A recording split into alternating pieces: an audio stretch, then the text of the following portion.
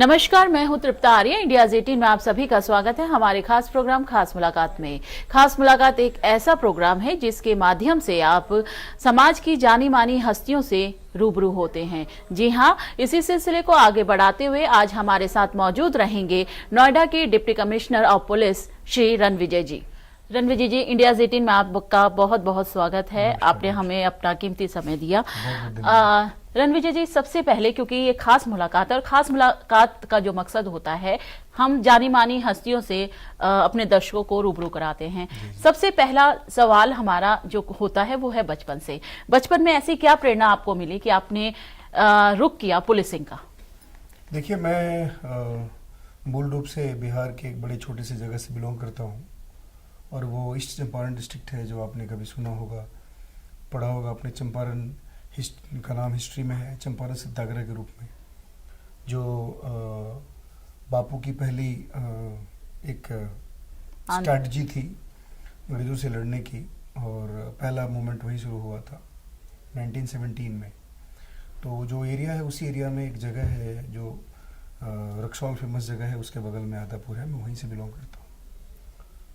वहाँ पे हम लोगों ने मेरी जो प्राइमरी एजुकेशन है सभी वहाँ की स्कूल्स, लोकल विलेज स्कूल से शुरू हुई थी। और हम लोग मूल रूप से और पूर्णतः ग्रामीण परिवेश में पैदा हुए और वहीं से हमने अपनी जीवन यात्रा शुरू की थी। प्राथमिक शिक्षा हमारी गांव में ही हुई थी, परिवार में हुई, फिर गांव में हुई। तो वहाँ पे हम लोगों ने जो बेसिक कमियाँ देखी, या हम लोग लोअर मिडिल क्लास के लोग थे, तो जो परेशानियाँ हम लोगों ने अपने पूरे उस सिस्टम में देखा, वहाँ के लोगों के जो संकट थे उसको देखा। बहुत सारी बेसिक फैसिलिटीज़ वहाँ नहीं थी, बिजली का अभाव था, हमारे गांव की सड़कें ठीक नहीं थी, और ये सब चीज़ें महसूस होती थी। फिर हम लोग उस समय टेलीविज़न तो नहीं था उतना, बट रेडियो वगैरह से, कम्युनिकेशंस वगैरह से भी हम लोग देखते थे कि हमारा जो एरिया था वो काफ़ी पिछड़ा हुआ है, और हम लोग अभी जो विकास है, जो मेन स्ट्रीम है इस कंट्री का, उससे काफ़ी दूर हैं। तो ये सब चीज़ें, और हम लोग काफ़ी जो इंस्पिरेशनल चीज़ें उस समय सुनते थे, पढ़ते थे, तो उससे उन सब चीज़ों से थोड़ा सा इंस्पायर हुए और लगा कि हम लोग को भी आगे बढ़ के हमारे परिवार की, हमारे समाज की, हमारे एरिया की जो समस्याएं हैं उसको रिजॉल्व करने में मदद करनी चाहिए। फिर उसके बाद जैसा कि हम लोग बचपन में कहा करते थे, लोग कहते थे कि नहीं भाई, ज़िले में डीएम होते हैं, एसएसपी होते हैं, इनके पास पूरा कंट्रोल कमांड होता है, एक इंडिविजुअल पूरे पुलिस को कंट्रोल करता है, एक इंडिविजुअल पूरे डिस्ट्रिक्ट एडमिनिस्ट्रेशन को कंट्रोल करता है। तो ये एक बड़ा टफ एग्ज़ाम होता है जिसे पास करके लोग यहाँ आ जाते हैं। तो ये सब चीज़ें हम लोग सुनते थे, और सुनने के बाद इन सब चीज़ों से बेसिक प्रेरणा मिली और उसको मन में रख करके आगे बढ़ते गए। प्लस वहाँ के लोगों का ब्लेसिंग्स था, हमारे फैमिली के लोगों की ब्लेसिंग्स, परिवार के, समाज के लोगों की ब्लेसिंग्स थी। आगे बढ़ते गए, वहाँ से फिर डिस्ट्रिक्ट हेडक्वार्टर पे आए, वहाँ पे कुछ दिनों का एजुकेशन हुआ। फिर उसके बाद अगर आप कहेंगे तो मैं समझता हूँ कि हमारे कैरियर में एक जो वाटर शेड हुआ वो दिल्ली यूनिवर्सिटी ज्वाइन करने के बाद। हम लोग अपने मोतिहारी से 2-4 मित्र दिल्ली यूनिवर्सिटी में आए, दिल्ली यूनिवर्सिटी में ज्वाइन करने गए। उसमें से मैं ही एक फॉर्चुनेट था जिसको एडमिशन बहुत जल्दी मिल गया और हॉस्टल भी मिल गया मुझे। तो मैं दिल्ली यूनिवर्सिटी में ज्वाइन किया, उसके बाद हॉस्टल में रहने लगा। फिर हॉस्टल में इस देश के सारे इम्पोर्टेंट कॉन्वेंट के जो पास आउट बच्चे थे वो आए थे, तो उन लोगों से इंटरेक्शन हुआ। तो फिर काफ़ी इंस्पिरेशन होता था, मोटिवेशन होता था, लगता था कि नहीं, हम भी इनके लेवल पे, हमारा जो स्टैंडर्ड है, हमारे जो स्किल्स है, हमारा जो नॉलेज है, उसको भी हम लोग अपग्रेड करें। और फिर लगातार उसमें लगे रहे, मेहनत करते रहे। फिर जो हमारे यूनिवर्सिटी के टीचर्स थे उन लोगों से इंटरेक्शन होता था। तो इस प्रकार एक तरह से आप कह सकते हैं कि पूरा जो गाँव के स्कूल से स्टार्ट हुआ और दिल्ली यूनिवर्सिटी तक आया, ये इस हर स्टेज पे यहाँ लोगों से प्रेरणा मिली, और वहाँ के जो सर्कमस्टांसेस थे उसने हम लोग को प्रेरित किया। और मैं समझता हूँ कि आज और सभी लोगों के फैमिली मेम्बर्स के ब्लेसिंग्स और बाकी लोगों के ब्लेसिंग्स, और प्लस दिल्ली यूनिवर्सिटी का जो हमारा एक एकेडमिक एम्बियंस था, इस सब का असर रहा कि हम लोग आज यहाँ पे हैं। सर, क्योंकि आप मोतिहारी जो आपने जगह बताई बड़ी फेमस है, और कहते हैं कि वहाँ की मिट्टी में कुछ एक ऐसा जुनून है कि कोई आईपीएस बनता है, कोई आईएएस बनता है, कोई पुलिसिंग में जाता है। सर, क्योंकि आपने जैसा बताया कि आप ग्रामीण इलाके में पढ़े और वहाँ पे अभाव था, दिल्ली आप आए, दिल्ली में आपने बहुत कुछ देखा, क्योंकि एक लंबा अरसा हो गया है, क्योंकि उस समय दिल्ली आकर अपने आप को सेटल करना और यहाँ के लोगों को अपने आपस में मिक्स करना तो कितना मुश्किल था सर, क्योंकि एक नई जगह, एकदम माहौल भी अलग, और आप कई मीलों पार करके यहाँ पर पहुंचे थे। Absolutely, Tripti ji, it was very difficult journey for us. For us means the people belonging to that strata of the society. जिस सोसाइटी से हम लोग बिलोंग करते थे उस समय, हम लोग के लिए दिल्ली आना और आकर के यहाँ पे सस्टेन करना, यहाँ पे अपने आप को जैसा कि मैंने बताया कि बेस्ट कॉन्वेंट्स के पास आउट लड़के थे, उनके साथ अपने आप को एडजस्ट करना, ये डिफ़िकल्ट तो था ही, इसमें कोई शक नहीं है। हम लोग जब मोतिहारी से आए थे तो सबसे पहले हम लोगों ने यहाँ पे, आजकल तो काफ़ी ये सब जगह महंगे हो गए हैं और काफ़ी फेमस हो गए हैं, हम लोग यहाँ इंदिरापुरम में एक इंदिरा विहार में एक फ्लैट में हम लोग रह, चारों पांचों हमारे जो मित्र थे, जो हम चडी बड़ी जिसे कहते हैं, वो हम लोग आकर के वहीं पे सेटल हुए, वहीं से हम लोगों ने मेहनत करना शुरू किया। उसके बाद हम, जैसे कि मैंने बताया, मुझे DU में एडमिशन मिल गया। वहाँ भी जो भी पैसे होते थे वो भी लिमिटेड आते थे, लेकिन मैं अपनी बात अगर बताऊँ तो मैंने वहाँ पे ट्यूशन्स वगैरह भी किए, फिर ट्यूशन से पैसे मिलते थे, उसको लेकर के हमने अपने पढ़ाई के लिए उससे फंडिंग करी। और हॉस्टल काफ़ी सस्ता था कंपेयर टू लिविंग आउटसाइड, तो कॉस्ट ऑफ लिविंग भी बड़ा सपोर्टिव रहा हमारे लिए, और इस तरीके से हम लोगों ने अपने आप को एडजस्ट किया। मैं आपको एक ज़रूर कहना चाहूँगा कि एक मोटिवेशन इतना स्ट्रॉन्ग था और इतना एक तरह से डेडिकेशन था कि नहीं, हम लोगों को करना है तो करना है। तो इसलिए जो बाधाएं आ रही थी उन सभी बाधाओं को ओवरकम करते जा रहे थे। जहाँ भी कोई समस्या परेशानी आती थी उसको हम लोग इमीडिएटली उसको रिजॉल्व करते थे, लगता था कि नहीं, ये हमें रोक नहीं पाएगा। और उसी तरह से हमें लगता है कि अगर कोई इंसान ठान ले कुछ भी करने के लिए, तो जो उस पर्टिकुलर ऑब्जेक्टिव को अचीव करने के लिए जो तरीके हैं, उस तरीके पे बहुत सिंसियरली अगर एफर्ट्स ले तो मुझे लगता है कि 90% लोग सफल हो जाएंगे। आपने बहुत अच्छी बात यहाँ पे कही कि जो हम ठान ले उसको करने के लिए अगर हमारे मन में जज्बा हो तो वो हम पा लेते। सर, आप आए पुलिसिंग में, आपकी पहली पोस्टिंग कहाँ थी और कैसा, जब आप एक अलग इलाके से, कहूंगी मैं क्योंकि मोतिहारी से सीधा दिल्ली से आकर फिर पुलिसिंग में आना, कितना अलग एक्सपीरियंस था? देखिए, जैसा कि आपको पता है कि पुलिसिंग में आना एक महज संयोग नहीं है। मैं जब सिविल सर्विस दे रहा था तो मैं बिहार स्टेट सर्विसेज क्वालिफाई किया, वहाँ भी मैं डिप्टी कलेक्टर बना। उसके पहले मैं राजस्थान प्रशासनिक सेवा में सिलेक्ट हुआ। ये मेरी उस तरीके से 3rd-4th जॉब थी जिसको मैंने ऑप्ट किया। तो जब मैं बिहार प्रशासन में था तो वहाँ संभवतः वहाँ की कुछ ऐसी स्थिति थी, पहले तो मैं राजस्थान ज्वाइन किया, फिर राजस्थान से मैं बिहार गया, और बिहार के बाद वहाँ पर जो कंडीशंस वहाँ के थे उसको देख करके थोड़ी सी मैं अपने आप को एकोमोडेट नहीं कर पा रहा था वहाँ पर। इच्छा तो बहुत थी कि हमारा होम स्टेट है, यहाँ पे बहुत कुछ करें, जो परेशानियाँ, जो चीज़ें हमने देखी है उसमें कुछ हम लोग कुछ कर पाएँ, कुछ कंट्रीब्यूट कर पाएँ। बट वहाँ ITI करने के बाद हम जब फील्ड पोस्टिंग में गए, मैं जब अंडर ट्रेनिंग डिप्टी कलेक्टर था, तो वहाँ पे कुछ ऐसी स्थितियाँ थी जिससे थोड़ा सा लग रहा था कि बड़ा डिफिकल्ट टाइम होगा। हालांकि इस सबको ओवरकम करने का प्रयास कर रहे थे, लेकिन कुछ ऐसी परिस्थितियाँ आई और ऐसा लगा कि नहीं। और थोड़ा सा मेरे परिवार में यूनिफॉर्म का एक बैकग्राउंड भी है, मेरे फादर आर्मी में थे, तो यूनिफॉर्म के प्रति जो अपना एक अफेक्शन है वो तो था ही।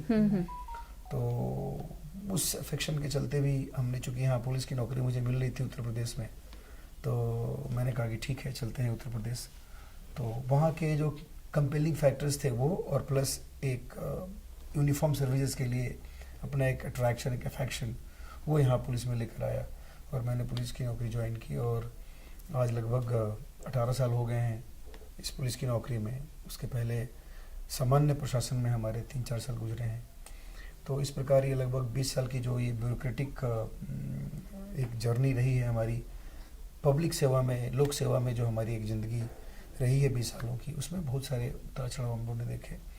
और अभी पुलिस सेवा में जो 18 साल से है उसमें मैं लगभग 6-7 जगहों पे रहा हूँ अभी तक, जो बड़े ही चैलेंजिंग डिस्ट्रिक्ट्स रहे हैं हमारे लिए। जैसा कि अगर आप कहें तो मैं सर, उसमें से आपने जैसा कि कहा 6-7 डिस्ट्रिक्ट में रहे, उसमें एक नईम गाजी केस भी था, बड़ा फेमस हुआ था। उस केस के बारे में हम जानना चाहेंगे, क्या था वो पूरा केस? क्योंकि सर सबको उम्मीद रहती है कि जब हम ऐसे जाबाज ऑफिसर से बात करें तो उनके केसेस के बारे में भी पूरा बात करें। सर बहुत फेमस था नईम गाजी। मैं आपको बताऊं कि जिस जिस जगह पे मैं रहा हूं उन सभी जगहों पे बहुत सारी ऐसी कहानियां हैं जो सुनने में काफी इंटरेस्टिंग होंगी। तो सर हम जानना चाहेंगे। और, सर उसमें हालांकि टाइम का कुछ कंस्टेंट रहेगा। सर टाइम की कोई लिमिट नहीं। मैं आपको बताना चाहूंगा कि मैं अलीगढ़ में पोस्ट हुआ, मेरी ट्रेनिंग अलीगढ़ में हुई, और उस समय जब मैं अलीगढ़ में पोस्ट हुआ था तो मैंने ट्रेनिंग, जो शेड्यूल ट्रेनिंग होती है हमारी, उस तरह से ट्रेनिंग मेरी नहीं हो पाई, क्योंकि वहाँ पे राइट ब्रेकआउट हो गया और उसके बाद वहाँ पे लगभग 4-5 महीने तक पूरी तरह से लॉ एंड ऑर्डर की स्थिति खराब रही। तो मैं हमेशा लगातार लॉ एंड ऑर्डर को ही देखता रह गया। लेकिन मैं बताऊं कि उसके पास जो अधिकारी हमारे साथ, वहाँ पे जो अधिकारी लोग आए थे, उनके साथ काम करने का मौका मिला, और बहुत सारे ऐसे गैंग्स हम लोगों ने अलीगढ़ में बस्ट किए थे। उस समय जो हमारा सर्विलांस टेक्निक था वो काफ़ी नया था। उस टेक्निक का फ़ायदा उठा करके हम लोगों ने बहुत सारी घटनाओं को वर्कआउट किया था। उसमें एक डॉक्टर मन्नान अपहरण कांड था जो काफ़ी फेमस था। सर क्या था वो? क्या? और उसमें एक अलीगढ़ के बड़े रिनाउंड डॉक्टर थे और उनका किडनैपिंग हो गया था सिविल लाइंस थाना एरिया से, और उनको किडनैपर्स ने, उसके बाद आप समझ सकते हैं कि ये, मैं समझता हूँ कि 2006-7 की बात है, एग्जैक्ट ईयर याद नहीं है मुझे।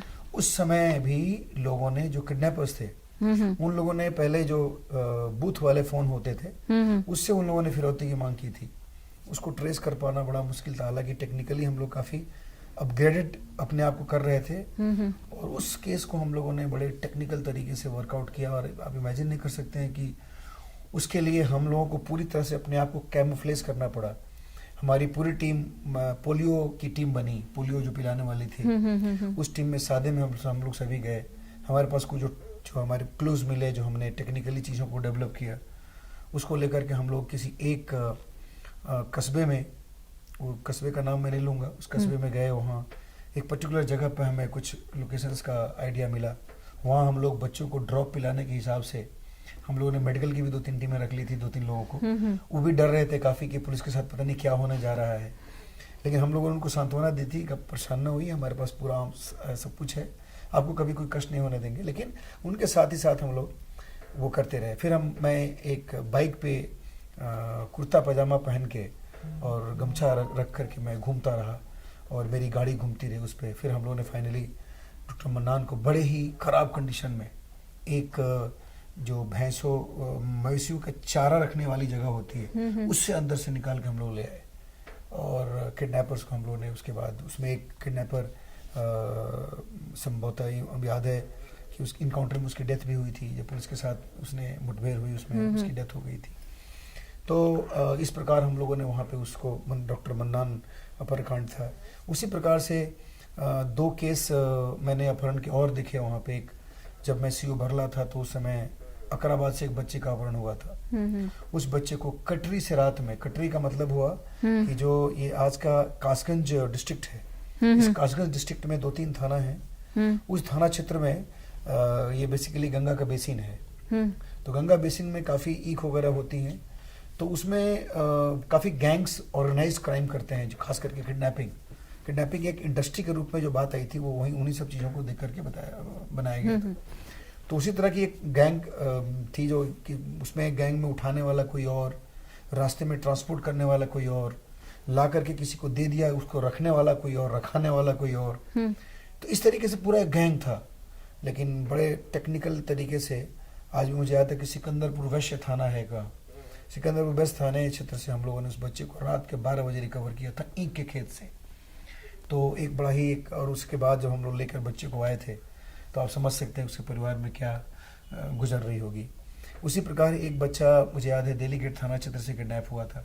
बेसिकली क्या था कि जो एटा कासगंज का एरिया था वो अलीगढ़ से काफ़ी क्लोज था, और अलीगढ़ इंडस्ट्रियली काफ़ी इम्पोर्टेंट जगह है। तो वहाँ पर किडनैपिंग वगैरह काफ़ी हो जाया करती थी। उस तरह से हम लोगों ने किया, और मुझे याद है कि बहुत सारे क्रिमिनल्स उस समय मुठभेड़ में मारे गए थे उस समय।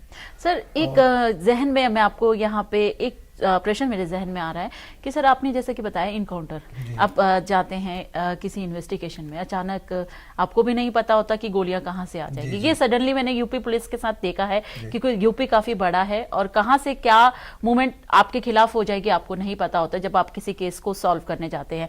तो सर किस तरीके की प्रिपरेशन आप लोगों की होती है, माइंड से और असले से लेकर पूरी टीम को लेकर?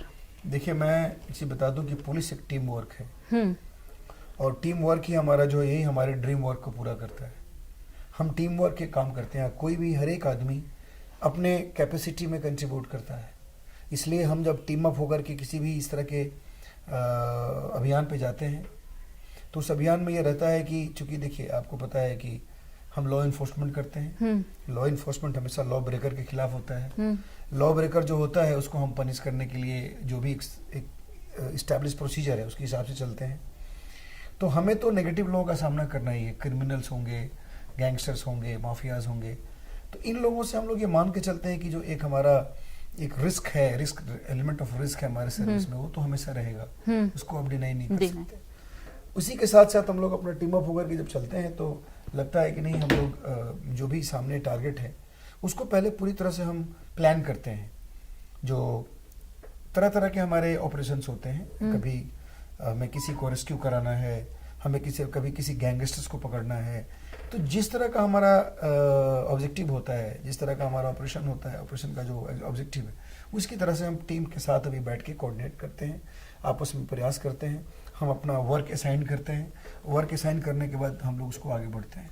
तो चैलेंजेस हमेशा होते हैं, लेकिन ये जरूर आपको मैं कहना चाहूँगा कि मौके पे जो चीज़ें एकदम अचानक जो उत्पन्न होती हैं, जिसके बारे में हमने फोर्सी नहीं किया, जिसको हमने एंटिसिपेट नहीं किया और वो आ जाता है, तो उसको उसी मौके पर ही हमें उसको उसी तरीके से उसको देख करके करना होता है। क्विक रिएक्शन और क्विक डिसीजन हमारा मतलब ऑन द स्पॉट डिसीजन जो होता है वो काफ़ी इंपॉर्टेंट होता है। और खास करके जब गोलियां चल रही होती हैं दोनों तरफ से, उसमें तो और भी रिस्क होता है। तो सर कभी ऐसा हुआ है कि एकदम आप मतलब ऐसा कोई मामला आ गया और एकदम से क्विक आपको एक्शन लेना? मैं अलीगढ़ की बात बता रहा हूँ। अलीगढ़ में हम लोगों ने एक जो सिल्वर लुटेरे गैंग पे काम कर रहे थे। हमारे पास कुछ चीजें आ रही थी फीडबैक, और हमें पता था कि वो अलीगढ़ के सराफे से लेकर के और वो सिल्वर मथुरा की तरफ जाएंगे और उसमें वो गाड़ी फना जा रही है और हम लोगों ने हमारी टीम ने गाड़ी का पीछा किया। हम लोगों ने एक मडराक रोड है, मडराक थाना क्षेत्र पड़ता है, वहाँ आसना चौकी है। उस चौकी के जैसे ही क्रॉस किया तो उसके बाद हम लोगों ने उस गाड़ी को इंटरसेप्ट किया। इंटरसेप्ट करने में ये ब्रॉड डे 4 बजे की बात है, और जैसे हम लोगों ने इंटरसेप्ट किया, इंटरसेप्ट करने के तुरंत बाद उसमें से 4-5 लड़के निकले। हमारी टीम के लोगों ने 2-3 को तो उसमें से पकड़ लिया, बट एक उसमें से लड़का था, वो अपने पैर के अपने जो शूज के नीचे अपना पिस्टल लगा रखा था। उसने पिस्टल निकाला और तड़ातड़ हम लोग के ऊपर फायरिंग शुरू कर दी। लेकिन हमारी गाड़ी फिएट उनो थी उस समय, याद है मुझे, और उस फिएट उनो का हम लोगों ने लेकर के अपने आप को बचाव किया। वो सीधे सीधे फायर हम लोग पे झोंक रहा था, हम लोग अपने आप को गाड़ी से, अगर वो गाड़ी उस दिन नहीं होती तो शायद हम लोग 3-4 लोग हम लोग वहीं पे हम लोग को गोली लग जाती वहाँ, लेकिन फॉर्चुनेटली, लेकिन उसके बाद उसको लग गया। फिर हम लोगों ने साइड लेकर के हमारे लोग फायर करना शुरू किए। हमारी टीम और भी दूसरे जगह दूसरे गाड़ी में थी, तो उन लोगों ने फिर जब फायर झोंका तो वो भागा। भागने के बाद हम लोगों ने पीछा किया, और पीछा करने के बाद वो लगातार हम लोग को फायर करता जा रहा था। और मुझे लगता है कि आधे घंटे तक हम लोगों ने पीछा किया, तो लगभग गाँव के लोग भी, चारों तरफ से गाँव के लोग आ गए थे अपने गन वगैरह लेकर, पुलिस के साथ मुठभेड़ चल रही है। और फिर उसके बाद वो अंततः उसको एक गोली लगी, वो गिर गया। गिरने के बाद भी हम लोग काफ़ी कॉर्डनिंग करके हम लोगों ने इंश्योर कर लिया कि वो गिर गया है या फिर हो सकता है कहीं बहाना बना रहा हो। फिर धीरे धीरे स्क्रॉल करके उसके पास में गया था, लेकिन देखा कि उसके हाथ से पिस्टल अलग हो गया था। तो मुझे लगा कि इसका मतलब है कि ये इसको इंजरी ज़्यादा है, ये कुछ पिस्टल इसके कंट्रोल में नहीं होगा। फिर भी जाकर के सबसे पहले मैंने पिस्टल को हाथ में लिया, और पिस्टल को हाथ में लेने के बाद इसको हम लोगों ने कब्जे में लिया। उसके बाद हम लेके उसको हॉस्पिटल गए। वहाँ जाने के कुछ देर के बाद उसकी डेथ हो गई थी। फिर हम लोगों ने पता किया तो उसका नाम, ये गाजियाबाद का रहने वाला था, पंकज नाई नाम का क्रिमिनल था, जिसके ऊपर पहले के मुकदमे भी थे। तो इस तरीके से हम लोगों ने वैसे बहुत सारे केसेस अलीगढ़ में किए। अलीगढ़ में मेरी टेन्योर मोर देन 4.5 ईयर्स रही, तो काफ़ी ऐसे केसेस हमने वर्कआउट किए, काफ़ी किडनैपिंग केसेस किए, काफ़ी चैलेंजिंग ब्लाइंड मर्डर्स हम लोगों ने वर्कआउट किए। और ये तो वो है जो हमारी भी मेमोरीज में है, काफ़ी हमारी लिस्ट है हमारे पास। कभी आप कहेंगे तो मैं आपको लिस्ट वाइज एक कहानी सुनाऊंगा। सर ब्लाइंड मर्डर के बारे में बताइए कि ब्लाइंड मर्डर में क्या होता है कि एक चीज मैं बताऊं कि अब तक के मेरे पूरे एक्सपीरियंस में हीनियस क्राइम में मर्डर एक ऐसा ऑफेंस है, ऐसा क्राइम है जो वर्कआउट हो जाता है अगर हम लोगों ने इमीडिएटली घटनास्थल पे पहुंचकर और बड़े बारीकी के साथ हमने सीन ऑफ क्राइम को सही तरीके से प्रिजर्व करके और वहाँ के जो भी एविडेंस हो उस एविडेंस को हमने कलेक्ट किया, साइंटिफिक एविडेंस को कलेक्ट किया ढंग से, तो उसमें ब्रेक थ्रू मिल जाता है।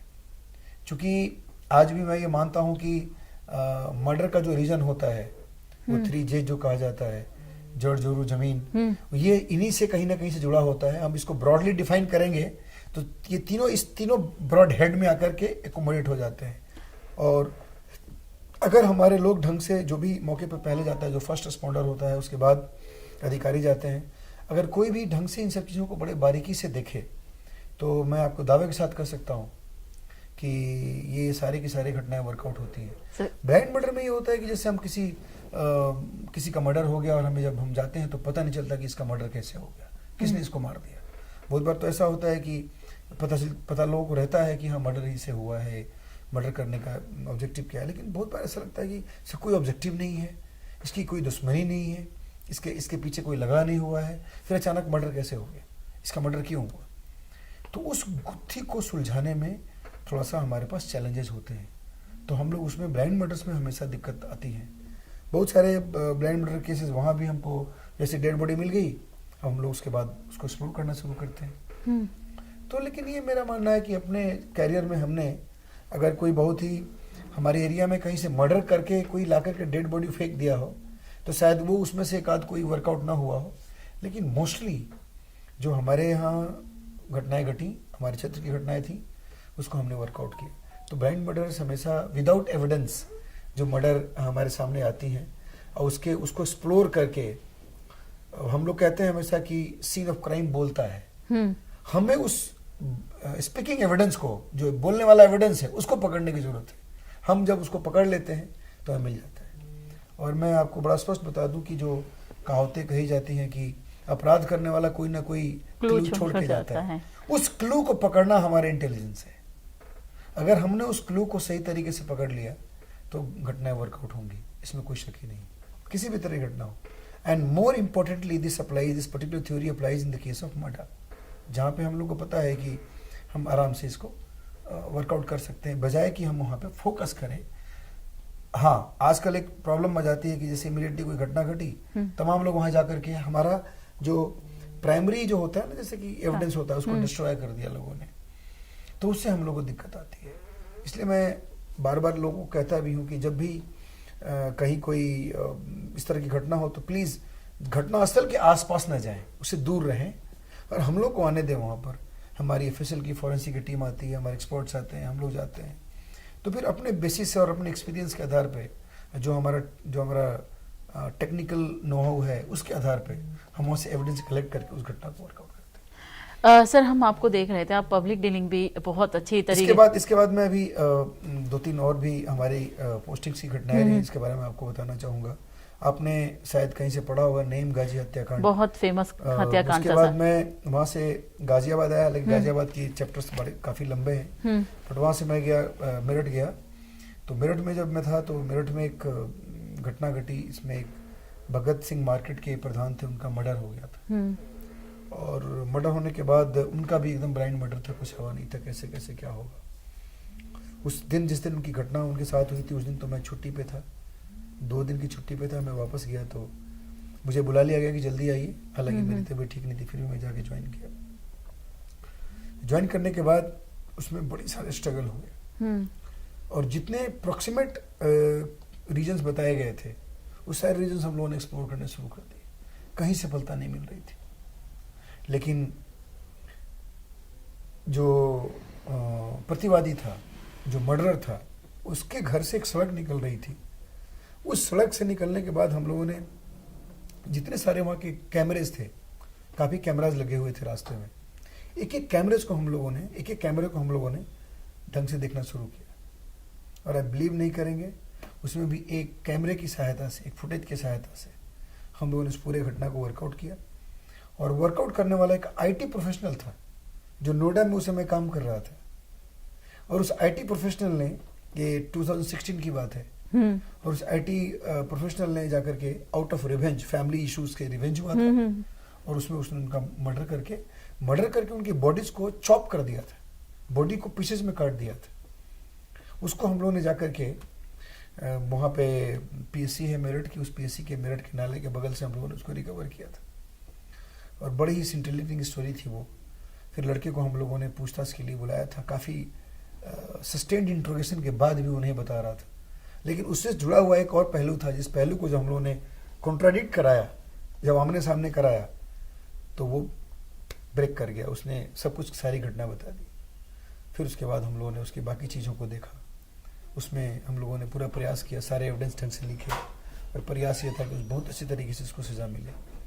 और मैं बता दूं कि उस समय जब डेड बॉडी रिकवर हुई, उसके बाद वहाँ के लोगों को पता चला, उसके बाद से जो वहाँ पे एक पब्लिक सेंटिमेंट जो एक तरीके से वहाँ उभरा, जो एक तरीके से लोग वहाँ पे आगे चले, और उसके बाद लोग हॉस्पिटल तक गए और तमाम जगहों पे गए, एक भयानक law and order problem create हुआ। लेकिन फॉर्चुनेटली वो इलेक्शन ईयर भी था, तो स्थिति थोड़ी सी ज़्यादा ख़राब हो रही थी। तो वहाँ के जो लोग थे, वहाँ के लोकल के लोग थे, वहाँ के शहर काजी थे, वहाँ के बाकी मौजूद लोग थे, सब लोगों ने मिलकर बड़ी सहायता की मेरी, और हमने उस डेड बॉडी को डिस्पोजल कराया, और कल्प्रिट्स को हम लोगों ने अच्छे तरीके से बुक किया। तो इस तरीके से वो भी एक बड़ा इंटरेस्टिंग केस था। मेरठ में बहुत सारे और भी मर्डर केसेस हुए, इन मर्डर केसेस को हम लोगों ने रिजॉल्व किया। बाकी कम्युनली सेंसिटिव जगह है, तो बहुत सारे कम्युनल इशूज ब्रेकआउट हुए वहाँ पे। उसको भी हम लोगों ने वहाँ पे 3-4 महीने लगातार जुलूस और प्रदर्शन होते रहते हैं। तो उन जुलूसों को निकालना, झांकियों को निकलवाना मेरठ की सिटी में बड़ा डिफिकल्ट टास्क है। उसको बड़ी सिस्टमेटिक तरीके से हमने निकाला, और मेरठ मेरे लिए बड़ा यादगार रहा, क्योंकि मेरठ के लोगों का प्यार मुझे बहुत मिला, और मैं मेरठ के लोगों से बहुत स्नेह करता हूँ। लगता है कि मेरठ मेरा दूसरा घर है।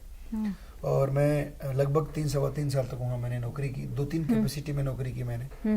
मैं सीईओ भी रहा वहाँ, मैं एसपीसीटी भी रहा, मैं स्टाफ अफसर भी रहा जोन कार्यालय में। तो इस तरीके से हमारा मेरठ का जो एक टेन्योर था, वो one of the best tenures में से मैं मानता हूँ।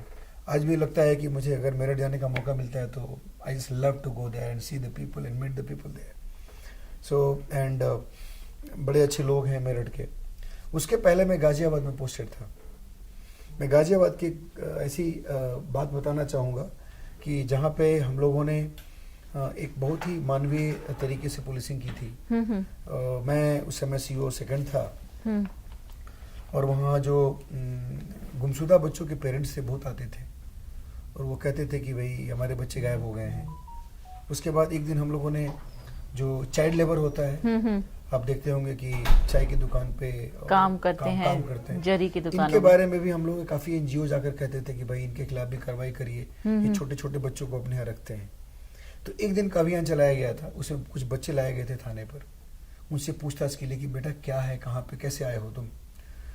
मैं याद है कि उस दिन मेरा SHO अशोक था वहाँ पर सियानी गेट थाने में।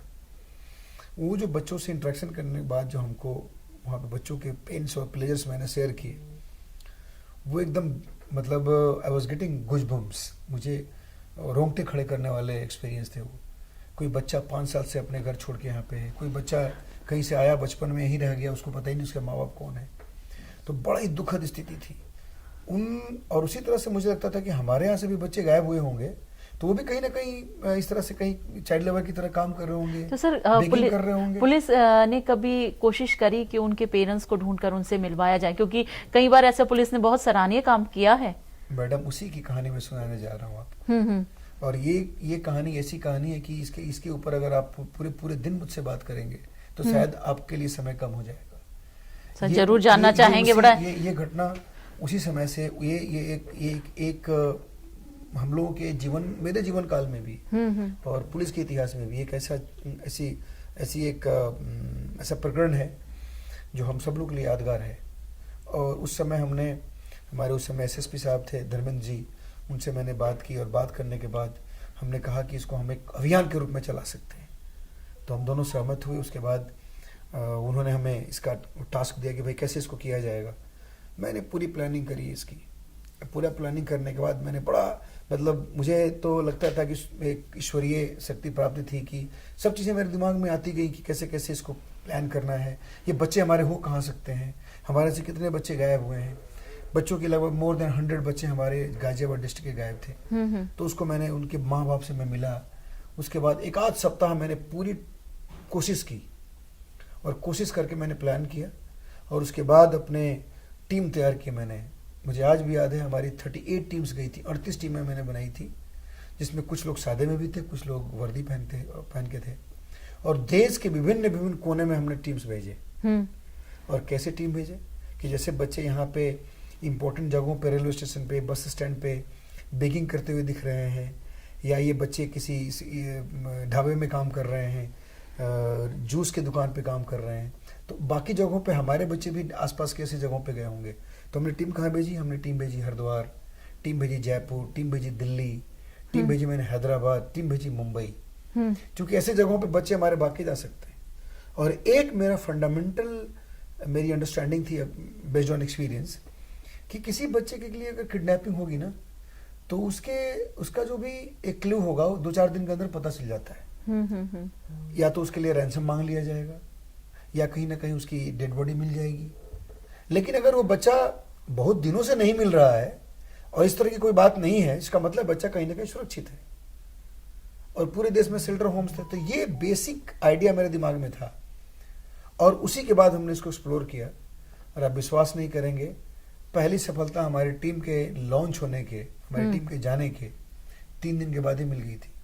लोनी थाना क्षेत्र से गायब 5 साल का बच्चा हम लोग को यही, ये जो मयूर विहार है, मयूर विहार के एक शेल्टर होम में मिल गया था।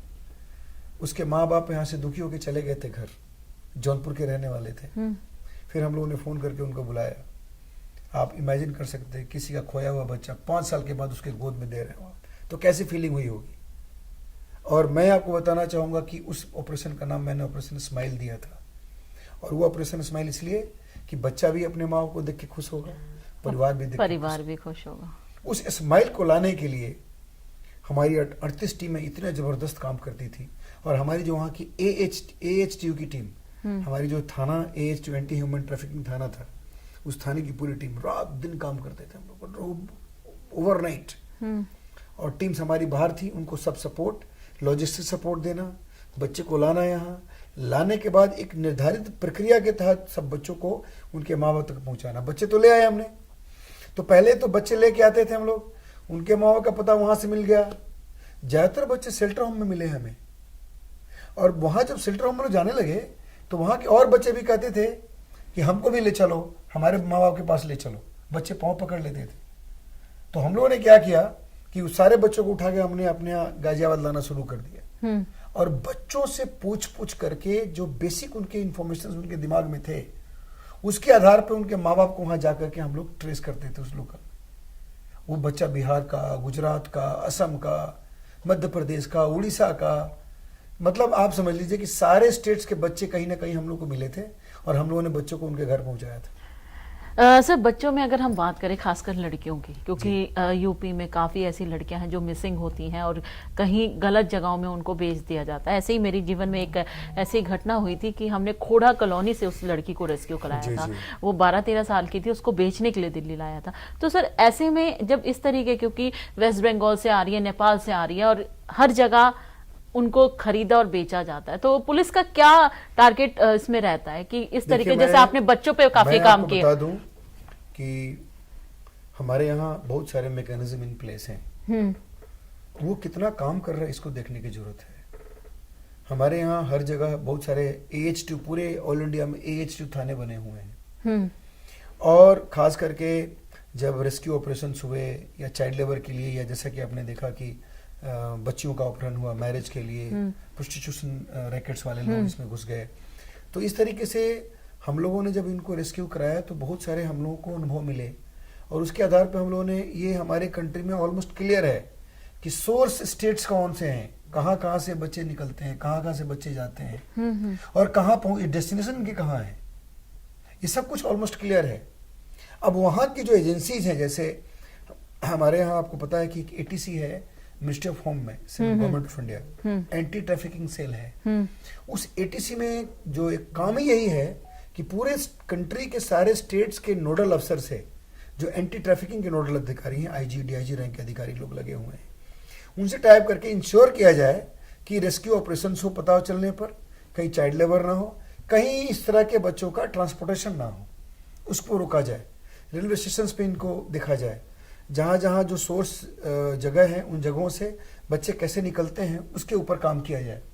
खास करके आपने देखा होगा कि झारखंड, इधर नॉर्थ ईस्टर्न स्टेट्स, हमारे बिहार और वेस्ट बंगाल, इधर से बच्चों का आना काफ़ी होता था पहले। नेपाल से काफ़ी बच्चियाँ और बच्चे आते थे। तो इन सभी जगहों पर ये जो हमारी मशीनरी है इसके लिए बनाई गई है, वो सब काम कर रहे हैं। हमारे देश में हजारों हजार की संख्या में शेल्टर होम्स चल रहे हैं। शेल्टर होम्स में ये होता है कि बच्चे अगर बाय द वे किसी को मिले तो उसको बच्चों को ले करके, और हमें एक जगह पे एक बना हुआ है, हर जगह उस जगह पे लेके जाना है। वो बेसिकली बच्चों के लिए एक कोर्ट बना हुआ है, और उस कोर्ट में लेके हम जाएंगे वहाँ पे, और उन बच्चों को बेसिकली वहाँ पे प्रोड्यूस किया जाएगा। वहाँ से उसके बच्चों को देखने के बाद तब जहाँ भी वो रहना चाहें, किसी शेल्टर को उनको जेल नहीं भेजा जाता, माइनर हैं। और जेल क्यों भेजेंगे जब मिसिंग हैं, तो क्रिमिनल तो है नहीं। तो उन बच्चों को लेकर के हम शेल्टर होम्स में भेजते हैं। वो लोग जो रजिस्टर्ड शेल्टर होम्स हैं, वहाँ की स्थिति है कि वो लोग बच्चे को रखते हैं, लेकिन बहुत दिल से बच्चों को वहाँ उनके वापस पहुँचाने में बहुत ज़्यादा इंटरेस्ट नहीं लिया जाता। ये मैं बड़ा स्पष्ट बोलना चाहूँगा आपको। तो ये चीज़ हम लोगों ने उस समय ही देखा था। देखिए, आपको जुवेनाइल कोर्ट की जो मैं बात करता हूँ, वो बेसिकली ये जो हमारे हर डिस्ट्रिक्ट में जो हमारा एक ग्रुप है, एक कोर्ट है जिसमें अपॉइंट होते हैं लोग। आपने जानकारी ली होगी, जे एक्ट है, जुवेनाइल जस्टिस एक्ट। तो जुवेनाइल जस्टिस एक्ट के प्रोविजन के हिसाब से इन बच्चों को डील किया जाता है। वो अगर कहीं मिल गए तो पुलिस जे एक्ट के हिसाब से उस पर्टिकुलर जगह पे कोर्ट में ले जाती है, उनके आदेश पे शेल्टर होम में ले जाती है। फिर जब उसका पता चल जाता है तो उसको हैंड ओवर किया जाता है, बच्चों से वो बात करते हैं। तो मैं आपको ये बताना चाहूँगा कि फिर हर स्टेट में आपने देखा है कि स्टेट कमीशन फॉर चाइल्ड है। आपने देखा हो NCPCR है, national commission for protection of child rights. ये वो भी एक बाल आयोग जिसे कहते हैं, राष्ट्रीय बाल आयोग। तो बहुत सारे मैकेनिज्म हमारी ministry of women and child development का फोकस रहता है ऐसे इशूज़ पे, बच्चों से रिलेटेड क्राइम पे, ट्रैफिकिंग पे। लेकिन ये सब कुछ होने के बाद भी मैं समझता हूँ कि बहुत सारा काम किया जाना बाकी है। बहुत सारे NGOs ने इसमें काम किया। आपने सुना होगा बचपन बचाओ आंदोलन है, बहुत सारा, बहुत लोगों ने काम किया। लेकिन मुझे ये लगता है, मेरी अपनी पर्सनल टेक है कि अभी भी बहुत सारा काम किया जाना है, और डेडिकेटेड टीम्स काम करें। एक कंट्रोल रूम बनना चाहिए 24/7 टाइप्स।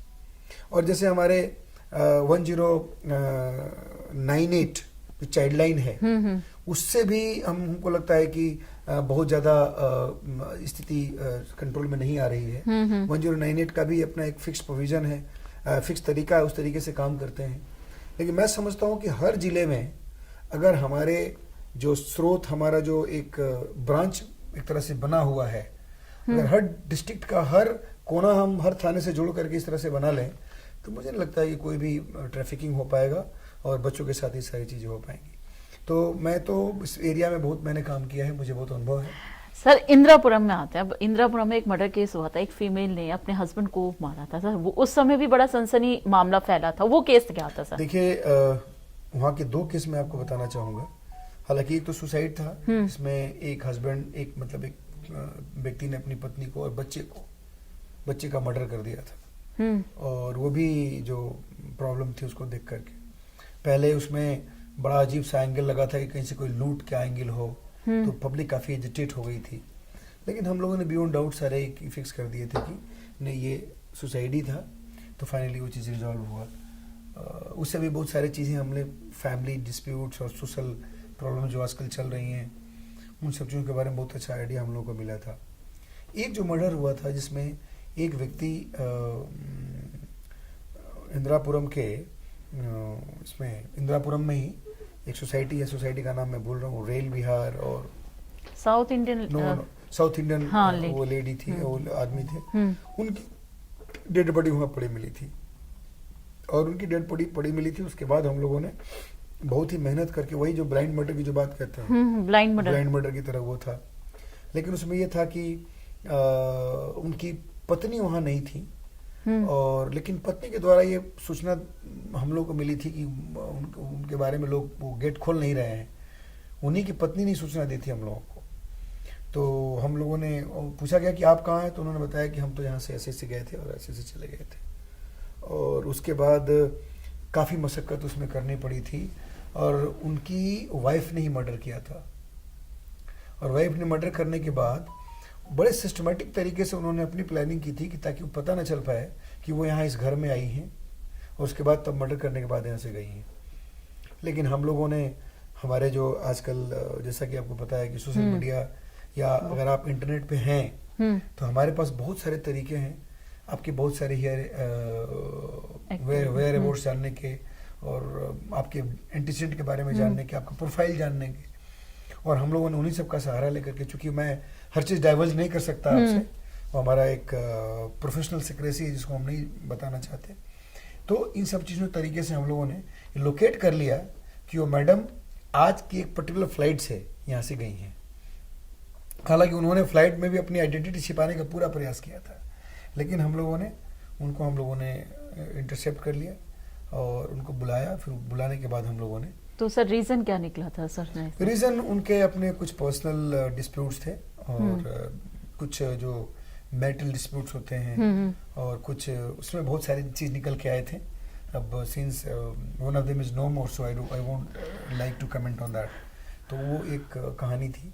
सर नोएडा की बात करें, क्योंकि नोएडा में जिस तरीके से पहले एक और भी मुझे याद आ रहा है कि मैंने एक हमारी एसओजी टीम के साथ अलीगढ़ में एक बहुत लार्जेस्ट फेक करेंसी पकड़ा था।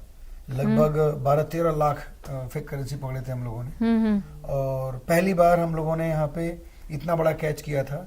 ये अलीगढ़ की पोस्टिंग की कहानी मैं सुना रहा हूँ आपको। ये 2008-9 की कहानी थी, और उसका सबसे पहला मालदा कनेक्शन निकला था। मतलब यानी जो हमारे वेस्ट बंगाल में मालदा उससे जो बांग्लादेश का बॉर्डर लगता है, वहाँ एक सोना मस्जिद जगह है, वहां से कैसे फेक करेंसी हमारे कंट्री में आ रहे थे। और उसमें हमने टीम भेज करके, हमारी टीम फ्लाइट से गई थी, और हम लोगों ने वहाँ से फ्लाइट जा करके वहाँ पे उनकी गिरफ्तारी सुनिश्चित कराई थी। और वहाँ के जो कपल थे वो पॉलिटिशियंस थे, जिन कपल का इस पूरे घटनाक्रम में मेन योगदान था। और वहीं से वो लोग ट्रेन से फेक करेंसी ला करके पूरे एनसीआर में चारों तरफ देते थे। तो वो एक बहुत बड़ा एक कैच था, जिसके बाद हम लोगों ने इंट्रोगेट किया। हमारी एसटीएफ, हमारी एटीएस, ये सारी टीमें उसमें लगी, और उसके बाद से परमानेंटली ये चीज़ इतना एक्टिव हमारा एक चैनल हो गया, और हम लोगों ने देखना शुरू कर दिया कैसे नेपाल से करेंसी आ रही है, कैसे बांग्लादेश से करेंसी आ रही है। और हम लोग ये तीनों जो हमारे चैनल्स थे फेक करेंसी के इंडिया में इन्फिल्ट्रेट होने के, उसको हम लोगों ने चेक किया, और उसके बाद हम लोगों ने उसको उस पर रोक लगाई। सर फेक करेंसी को लेकर मुझे बहुत बड़ा एक सवाल मेरे जहन में आ रहा है कि सर जिस तरीके से फेक करेंसी के ऊपर आपने काम किया, और यूपी में कई बार ऐसा हुआ है कि फेक करेंसी के साथ साथ असला भी पकड़ा जाता है। तो सर आपने कहा एटीएस की टीमें भी आपके साथ काम करती हैं, तो किस तरीके से इस पूरे केसेस को आप देखते हैं कि पुलिसिंग? नहीं, देखिए इसका मैं बता दूं बड़ा स्पष्ट कि ये हमारे पार्ट ऑफ मेरा बिजनेस है। हम लोग तो क्रिमिनल्स पे नजर रखते ही हैं। कोई भी एक घटना घट गई तो उसे उसके जो सुराग होते हैं उस सुराग को हम जिंदा रखते हैं। वो इसलिए जिंदा रखते हैं कि उसमें हो सकता है कि और भी इसमें वो लोग एक्टिव हों। बाकी जो जब हम इंट्रोगेट करते हैं, जो चीज़ें उनसे बात होती हैं, तो सब चीज़ अपने पास रखते हैं। हम उन चीज़ों को फिर दिमाग में रखते हैं, सर्विलांस करते हैं, फिजिकल और इलेक्ट्रॉनिक दोनों सर्विलांस हम देखते हैं कि ये गैंग्स कहाँ पे है, इस गैंग्स में और कोई मेंबर तो नहीं है, ये गैंग्स एक्टिव तो नहीं है, खास करके जेल से एक्टिव है कि नहीं, जेल से अगर बाहर आ गया तो बाहर आकर पुनः कार्य कर रहा है क्या। तो इस प्रकार हमारे पास जो बेसिक इन्फॉर्मेशंस होते हैं, उन इन्फॉर्मेशंस को हम अपना प्रिजर्व करके उसको आगे बढ़ा करके उसमें हम कंट्रोल करते हैं। सर यूपी पुलिस ने पहली बात मैं बता रहा हूँ। दूसरी बात ये है कि हम लोगों ने जब उस समय मुझे याद है कि एक गोंडा थाना है अलीगढ़ में, वहाँ पे गाँव है संभवतः बसोली गाँव या कुछ ऐसा ही याद रहा है, बसोली। वहाँ पे गैंग मैंने पकड़ा था। वो लड़का इधर जो हमारा ये पाकिस्तान बॉर्डर है, राजस्थान के बॉर्डर से फेक करेंसी लेके आया था। 2 लाख रुपए के आसपास फेक करेंसी पकड़े गए थे, और उसी के साथ उसे असलहा पकड़ा गया था। असलहे के बारे में जब जानकारी प्राप्त की गई उसके घर से, वो असलहा ला करके यहाँ सेल करता था। जब असलाह के बारे में जानकारी प्राप्त की गई तो पता चला कि जो ये असलाह है ये मध्य प्रदेश के खारगोन डिस्ट्रिक्ट के पास बनता है। वहाँ पे कुछ ऐसी एक समुदाय के लोग हैं जो ये इस तरह की पिस्टल बनाते हैं। पहले तो बिहार में मुंगेर बड़ा फेमस था, इनफेमस था, उस तरह से इनफेमस जगह ये था। तो यहाँ से हम लोगों ने वो पकड़ा असलाह। फिर इनसे पूछताछ हुई, फिर खारगोन वाले जो गैंग्स थे, जो उनके रूट्स थे, उस पे हम लोगों ने फोकस किया। तो कितनी बार खारगोन के से आने वाली बंदूकें, मतलब इस तरह की जो ये गन्स थे, ये गन इलिसिट गन्स, इसको हम लोगों ने पकड़ा। उसी तरह से बिहार से आने वाले, नेपाल से आने वाले, तो इन सभी चैनल्स पे हम लोगों की नजर रहती है। हमारी स्पेशलाइज्ड एजेंसीज है, जैसा कि आपने सुना है एटीएस और प्लस एसटीएफ, तो ये लोग ये तो दिन रात इस पे काम करते रहते हैं। हम लोग के पास भी टिप ऑफ होता है तो हम लोग शेयर करते हैं। ऐसा लगता है कि जहाँ पे हम दोनों को कोऑर्डिनेटेड एफर्ट के साथ, कंसर्टेड एफर्ट के साथ काम करना है, वहाँ हम लोग कंसर्टेड एफर्ट्स के साथ काम सर, क्योंकि फेक आईडी का भी बड़ा उसमें आता है। बांग्लादेश के जो लोग हैं यहाँ पर आ गए, उन्होंने फेक आईडी बना ली और वो ये धड़ल्ले से ये काम कर रहे हैं। देखिए, ये तो इशू है ही, जैसे कि हम लोगों ने देखा है यहाँ पर कि फेक आईडी बना लेना, और कुछ लोग ऐसे हैं जिनका रेजिडेंशिप क्लियर नहीं है, जो कैसे यहाँ पे आए, क्या है उनका। प्लस यहाँ पे लोग फॉल्स प्रिटेक्स्ट पे या फॉल्स इंफॉर्मेशन के आधार पे, इनकरेक्ट इंफॉर्मेशन के आधार पे अपना आइडेंटिटी क्रिएट करा लेते हैं। वो उसको भी हैंडल करना हम लोग के लिए मुश्किल होता है। तो ये तो परेशानियां हैं, लेकिन हम लोग भी अपने आप को, जब भी इस तरह की समस्या हमारे सामने आ जाती हैं, तो हम भी अपने आप को तैयार कर लेते हैं और हम उसके बाद फिर हम कॉम्बैट करते हैं, इसको रोकने का प्रयास करते हैं। सर, नोएडा की बात करें, क्योंकि इलेक्शन अभी गए हैं, कोविड में भी आप लोगों ने बहुत सराहनीय काम किया, क्योंकि पुलिस हटकर लोगों की मदद के लिए भी आई।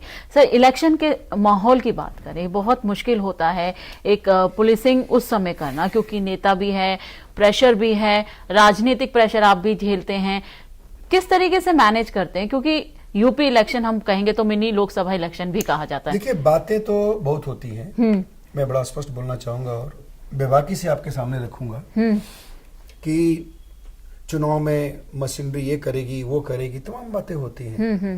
बट बड़ा स्पष्ट बता दूं मैं कि माननीय इलेक्शन कमीशन के जो डायरेक्शंस हैं या उनका जो कंट्रोल है वो एब्सोल्यूट, और मैं समझता हूं कि फॉल्ट फ्री है। कहीं भी कोई प्रॉब्लम नहीं आती है, और माननीय आयोग की तरफ से चीजें इतनी वेल डिफाइंड है, क्रिस्टल क्लियर है कि हम लोगों को उनके द्वारा बताए गए डायरेक्शंस के हिसाब से काम करने में कठिनाई नहीं होती। टू बी वेरी फ्रैंक, आपको पता है कि एक तो हम लोग चुनाव जब नजदीक आने लगता है तो कुछ बेसिक तैयारियां होती हैं, तो वो तैयारी हम लोग अपने आप करते रहते हैं। उसके बाद माननीय आयोग की तरफ से भी डायरेक्शंस आ जाते हैं। इलेक्शन डिक्लेयर होने के पहले से ही उस डायरेक्शन के हिसाब से हम लोग इंफॉर्मेशन देना शुरू कर देते हैं, कार्रवाई करना शुरू कर देते हैं। हमारी जो LOR है, जो लॉ एंड ऑर्डर रिपोर्ट है, वो जाती रहती है, हम लोग भेजते रहते हैं। उसके बाद जब एक बार चुनाव डिक्लेयर हो जाता है, जिस दिन MCC लागू हो जाता है, मॉडल कोड ऑफ कंडक्ट लागू हो जाता है, तो मैं बता दूं कि सब कुछ बहुत वेल डिफाइंड है और वेल डॉक्यूमेंटेड है। आप देखिएगा कि चुनाव MCC डिक्लेयर होने के पहले क्या क्या करना है, उस दिन क्या करना है जब MCC डिक्लेयर हो, उस डिक्लेयर होने के बाद क्या करना है, फर्स्ट डे क्या करना है, सेकंड डे क्या करना है, थर्ड डे क्या करना है। खास करके अगर पुलिसिंग की बात आप करें तो फ्री एंड फेयर इलेक्शन कराने के लिए, एंड अब तो पार्टिसिपेटिव एक भी हम लोग इंश्योर करते हैं कि भाई मैक्सिमम लोग पार्टिसिपेट करें इलेक्शन में, उसको भी हम लोग फैसिलिटेट करते हैं। उसके बाद हम लोग ये इंश्योर करना शुरू कर देते हैं कि हमारे जहाँ जहाँ बूथ्स हैं, जहाँ जहाँ पोलिंग सेंटर्स हैं, वहाँ की स्थिति क्या है, उसका सर्वे करना, वहाँ जाना, वहाँ के लोगों से इंटरेक्ट करना, फ्री एंड फेयर इलेक्शन को इंश्योर कराने के लिए उनको एक तरह से कॉन्फिडेंट बनाना, वल्नरेबिलिटी देखना कि कोई वनरेबल सेक्शन तो नहीं है, वहाँ पे कुछ वनरेबल एरियाज तो नहीं है, पॉकेट्स तो नहीं है जहाँ पे कुछ लोग डराने वाले, धमकाने वाले हों, वहाँ पे ऐसे तो लोग नहीं है जो डर के कहीं वोट देते हों। इन सभी चीज़ों पे हम लोग खूब काम करना शुरू कर देते हैं। उसके बाद एक एक आदमी को जाके देखना है कि वहाँ पे कोई परेशानी तो नहीं आएगी चुनाव के समय, और फिर उसमें ये भी देखना कि आप पे एलिगेशन भी लोग लगा रहे। एग्जैक्टली। उसके बाद क्या होता है कि फिर हम लोग आर्म्स को डिपॉजिट कराते हैं, प्रिवेंटिव एक्शंस करते हैं, ठीक है, ये सारी चीजें होने शुरू होती हैं। तो जब हम किसी के मन के अनुसार काम नहीं करते, और माननीय आयोग के निर्देशानुसार काम करते हैं तो उनको थोड़ी सी परेशानी होती है, तो ये शिकवा शिकायत का दौर भी चलता है इस बीच में। लेकिन मैं जानता हूँ कि जब भी कोई शिकायत करता है तो उसकी जांच जरूर होती है, और जांच में अगर कोई शिकायत नहीं पाई जाती है, झूठी पाई जाती है, तो उसमें कोई कार्रवाई नहीं होती है। और प्लस आपको पता ही है कि ऐसा कुछ प्रावधान नहीं है कि हम शिकायतकर्ता के खिलाफ कार्रवाई करें। तो हम लोग भी कहते हैं कि ठीक है, चलिए किसी का शंका समाधान हो गया अगर उसको शिकायत लग रही थी तो। लेकिन मैं आपको कहना चाहूँगा, खास करके पुलिस के बारे में एज एन एजेंसी कहना चाहूँगा कि कहीं से भी पुलिस पार्टिसिपेट नहीं करती। उसके बाद आप लोगों ने देखा है कि आजकल हर जगह पैरामिलिट्री फोर्स बाहर से आती है, तो इस प्रकार से चीज़ें कहीं प्रभावित नहीं होती। और माननीय आयोग के जो आदेश निर्देश होते हैं उसका कंप्लायंस जिस दिन इलेक्शन डिक्लेयर होता है उस दिन से लेकर और जिस दिन रिजल्ट डिक्लेयर होता है उस दिन तक हम लोग सुनिश्चित कराते हैं। सर अब 10 तारीख आने वाली है, फिर आज 6 है, 2-4 दिन के बाद काउंटिंग होगी। काउंटिंग की तैयारी हमारी हो गई है, हम लोगों ने अपने फोर्स डिप्लॉय कर लिए हैं। जो तैयारियां होती हैं वो हम लोग, जैसे आयोग के निर्देश हैं उसके हिसाब से हम लोगों ने अपनी पूरी तैयारी कर ली है। तो मैं ये कहना चाहूँगा कि चुनावों में हर चीज़ बड़ा well planned, well documented, well calculated, defined है। हम लोगों को केवल उसको एग्जीक्यूट करना है, और हम एग्जीक्यूट करते हैं तो चीज़ें बहुत अच्छी तरह से हो जाती हैं। सर अब कोविड का सवाल, क्योंकि कोविड इतना लंबा जो कहेंगे महामारी चली है, उसमें पुलिसिंग ने बहुत अच्छा काम किया है सर, चाहे वो दिल्ली पुलिस की बात हो या यूपी पुलिस की, क्योंकि यहाँ पर था लोगों को हैंडल भी करना है, अपनी मानवता भी दिखानी है। कई ऐसे लोग थे जिनके पास पैसे नहीं थे, खाना नहीं था, पुलिसिंग ने वो काम भी करा है, उनको पैसे दिए, खाना खिलाया। आपका मतलब सर मैं कहूंगी पर्सनल एक्सपीरियंस क्या रहा इसमें पुलिसिंग करते हुए? देखिए, हम लोग लोक सेवक हैं।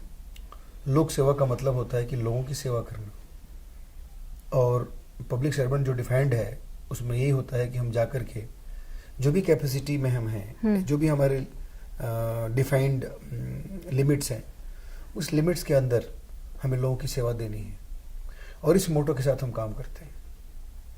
कहना नहीं चाहिए, बट 2020 में एक ऐसी भयावह स्थिति मार्च के एंड में पैदा हुई जिसको लेकर के हम सब लोग एकदम अचानक औचक पकड़े गए थे, और समझ में नहीं आ रहा था कि इस पर्टिकुलर चैलेंज को, इस भीषण मानवीय त्रासदी को कैसे हैंडल किया जाए। और हम लोगों को ये लगा कि उस समय क्राइम और क्रिमिनल की तो कोई बात ही नहीं हो रही है। सबसे पहले तो हमें अपने आदमियों की जीवन बचानी है, अपने लोगों को के जीवन को बचाना है।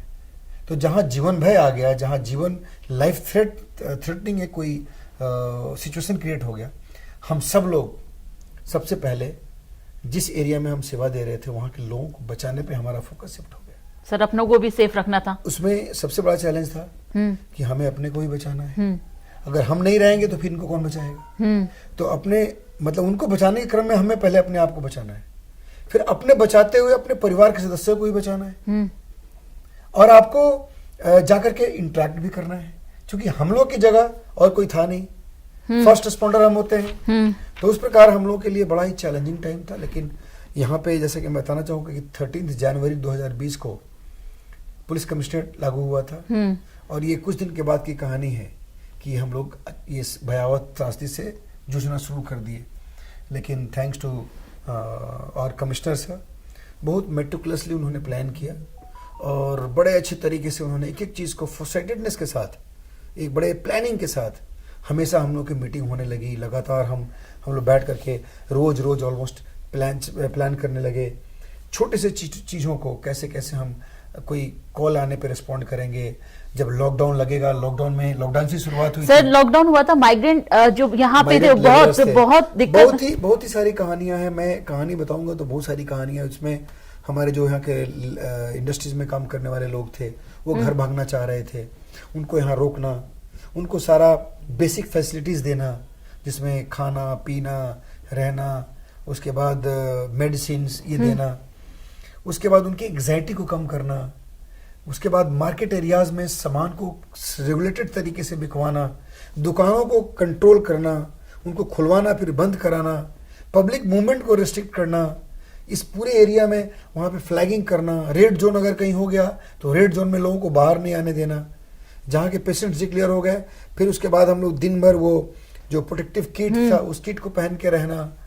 मतलब ऐसी स्थिति हो गई थी। और आपको पता है कि हमारे यहाँ झुग्गी एरिया है, सर वो उस झुग्गी एरिया में ही वहाँ एक तरह से कहते थे उस समय ना कोरोना बम फूटा है। तो वो आजकल वो कोरोना गली ही कहने लगे उसको। उस गली में से लगातार मतलब लगभग 15-20 लोग एक साथ पॉजिटिव हुए। तो एक बहुत ही भयानक स्थिति, लोग त्राहिमाम में थे। हर घर से डिस्ट्रेस कॉल आ रहा था, स्ट्रेस कॉल आ रहा था कि हमको एक बेड दिला दीजिए हॉस्पिटल में, मेरा ये पेशेंट है, ऐसे है। हॉस्पिटल की इंफ्रास्ट्रक्चर लिमिटेड थी। तमाम परेशानियां हम लोगों ने झेली, लेकिन लोगों का सपोर्ट मिला, लोगों ने हम लोगों की बात मानी। और यहाँ के जो NGOs के लोग थे, यहाँ के जो प्रबुद्ध लोग थे, जो सपोर्ट करने वाले लोग थे, यहाँ तक इस सेक्टर में जो RWAs, सोसाइटीज में AOAs, ये सब लोग आगे आए और सब लोगों ने मिल करके हमारे साथ कंधे पे कंधे मिला के काम किया और हम लोगों ने सब लोगों को यहाँ बचाया। कैजुअलिटी यहाँ जरूर कुछ स्टार्टिंग में लोग कह रहे थे कि हम नंबर 1 जा रहे हैं, लेकिन बाद में हमको काफ़ी कंट्रोल किया हम लोगों ने। और एक ऐसी स्थिति आई कि हम लोगों ने पूरी तरह से अपने पूरे इन लोगों को कंट्रोल में किया। और हम लोगों ने कोविड फ्रंट पे हमारा जनपद, हमारा पुलिस कमिश्नरेट, पूरे प्रदेश में एक सिचुएशन ऐसा है कि अव्वल आने लगा कंट्रोल के समय। फिर सेकंड हमारा जो एक वेव आया, सेकंड वेव में भी हम लोगों ने बड़े सही तरीके से, लेकिन सेकंड वेव बहुत कैजुअलिटी हुई उसमें बहुत ज्यादा। और ये जो अप्रैल मई जून 3 महीने थे बहुत ही मतलब मार्च एंड से शुरू होकर मैं जून, समझता हूँ कि मार्च एंड तो नहीं बट मई में शुरू हुआ था, अप्रैल में, अप्रैल और मई 2 महीने इसका बहुत इम्पैक्ट हुआ और हम लोगों ने बहुत अपने को खोया। शायद ही कोई परिवार हो जिसका कोई ना कोई, या तो परिवार का या डिस्टेंट रिलेटिव इसका शिकार न बना हो। लेकिन उस समय भी हम लोगों ने बड़े धैर्य से काम लिया और धैर्य से काम लेकर के उस समय हम लोगों ने काफ़ी लोगों को बचाया। उस समय यहाँ पे जो शमशान घाट था, उन सब चीज़ों को कंट्रोल करने में भी हम लोग की हालत ख़राब हो रही थी।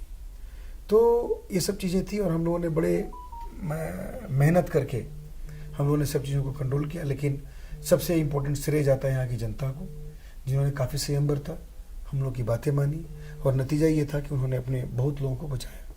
हम लोग बचे, हमारे 2-3 साथी शहीद भी हुए, उनकी डेथ हो गई इसी कोरोना काल में। तो हम लोग को बड़ा तकलीफ हुआ था, लेकिन यह है कि हमारे यहाँ व्यवस्थाएं हमारे अपने लोगों को बचाने के लिए भी काफ़ी की थी। उस प्रकार हम लोगों ने घर में दवाइयाँ दी, घर में लोगों के बर्थडे सेलिब्रेट कराए, लोगों के फेयरवेल सेलिब्रेट कराए। तो ये सब इसलिए होता था कि उस समय लोग बाहर नहीं निकल पाते थे। सिर्फ एक नया रूप देखा था यूपी पुलिस का। एग्जैक्टली, उनकी इच्छा होती थी, उनके घर जाकर के उनकी इच्छा की पूर्ति करते थे। आपने देखा होगा कि उस समय जब हमारे फायर वाले लोग सैनिटाइज करने जाते थे तो लोग बहुत अप्रिशिएट करते थे, फूल फेंकते थे, फूल से स्वागत करते थे। तो बड़ा ही एक ऐसा समय आया था कि जब हम लोगों को लग रहा था कि नहीं, हम कैसे एक मानव होने के नाते दूसरे मानव के जीवन की रक्षा कर सकते हैं। और एक ऐसा मौका था कि हर एक आदमी को दूसरे अपने फेलो ह्यूमन बीइंग की सेवा करने का मौका मिल रहा था और हम सब ने इसमें एक दूसरे की मदद की और एक दूसरे का योगदान दिया। सर, इंडियाज 18 के दर्शक आपको सुन रहे हैं और खासकर नोएडा की पब्लिक आपको देख रही है, एक ऐसा मैसेज जो पूरे देश को कन्वे करें। सब लोग सबसे पहले आत्ममंथन करें कि हमसे गलतियां कहाँ होती हैं। मैंने अपने इस भारतीय समाज में देखा है कि ज़्यादातर समय हम दूसरों के कमियों को ढूंढने में लगाते हैं। अपने कमियों को देखिए और उनको सुधारने का प्रयास करिए, पहला। दूसरा, सेल्फिशनेस से बाहर निकलिए, सेल्फिश मत बनिए। आपकी जवाबदेही केवल आपकी जवाबदेही ही नहीं है, आपके परिवार की जवाबदेही नहीं है, बल्कि आपके ऊपर कुछ सामाजिक सामुदायिक रिस्पॉन्सिबिलिटीज भी हैं। आपकी अकाउंटेबिलिटी समाज के प्रति भी है, समुदाय के प्रति भी है, उसका भी ध्यान रखिए। जब आप अपने पर्सनल एरेना से बाहर निकलेंगे तब आपको लगेगा कि मुझे सड़क पे कैसे चलनी चाहिए, मुझे बाहर के किसी दूसरे परिवार की महिलाओं के प्रति कैसा व्यवहार करना चाहिए, दूसरे किसी व्यक्ति के साथ कैसे व्यवहार करना चाहिए। और मैं बार बार कहता हूं कि किसी भी कार्य को करने के पहले ये सोचिए कि अगर इस कार्य का प्रभाव जो है किसी व्यक्ति पर पड़ेगा, उस जगह पर मैं होता तो मैं क्या फील करता, उसके हिसाब से फिर आप निर्णय लीजिए। सारा का सारा कदम सही होगा। और आज हम संसाधन से परिपूर्ण हैं, हमारा भारतवर्ष बहुत ही महान है, हम सब लोग बड़े इंडस्ट्रियस हैं, बहुत काम करते हैं, मेहनती हैं, हमें इंटेलिजेंस है। हम लोग मतलब अगर हम बाहर के विदेशों के लोगों से अपने आप को कंपेयर करें तो हम लोगों की जो हम लोगों का जो बेसिक कैरेक्टर और ट्रेट्स है वो काफ़ी स्ट्रांग और बेहतर है। हमें इसको सही तरीके से चैनलाइज करना है, अपनी एनर्जी को सही तरीके से लेके चलना है, पॉजिटिविटी लानी है, हमें अनुशासित रहना है, हमें अपने फेलो ह्यूमन बींग्स का ख्याल रखना है, हमें अपने समाज, अपने देश, अपने प्रदेश के प्रति प्रेम रखना है, हमें इंटॉलरेंट होना है। हमें इन सब चीज़ों का ध्यान रखते हुए अगर हम चाहेंगे तो हम बहुत ही एक वंडरफुल सोसाइटी जो हमारी है इसको और भी हम अमेजिंग बना सकते हैं। आज जो विश्व पटल पे सब लोग हमारी भारतीयता को, हमारे वर्क फोर्स को, हमारे यहाँ के लोगों को जो अप्रिशिएट करते हैं, जो एक तरह से उनकी प्रशंसा करते हैं, उन सब चीज़ों को हम और आगे बढ़ा सकते हैं। विश्व में जो हमारा एक स्थान है वो और भी ज़बरदस्त होगा। मैं केवल ये चाहता हूँ कि मानव होने के नाते मानव बनकर के रहना सीखिए। जीवन के स्टार्टिंग से लेकर के अंत तक यह पाठ हमें अपने मस्तिष्क से कभी नहीं निकालना चाहिए। धन्यवाद। आज हमारे साथ मौजूद रहे नोएडा के एडिशनल डिप्टी कमिश्नर रणविजय जी, जिन्होंने अपनी बातों के जरिए बहुत सारी बातों का ज्ञान हम सबको दिया और साथ ही एक अच्छे समाज के लिए एक अच्छी सोच होने की बात कही। आज के लिए बस इतना ही, लेकिन आप सब जुड़े रहिए इंडियाज 18 के साथ। नमस्कार।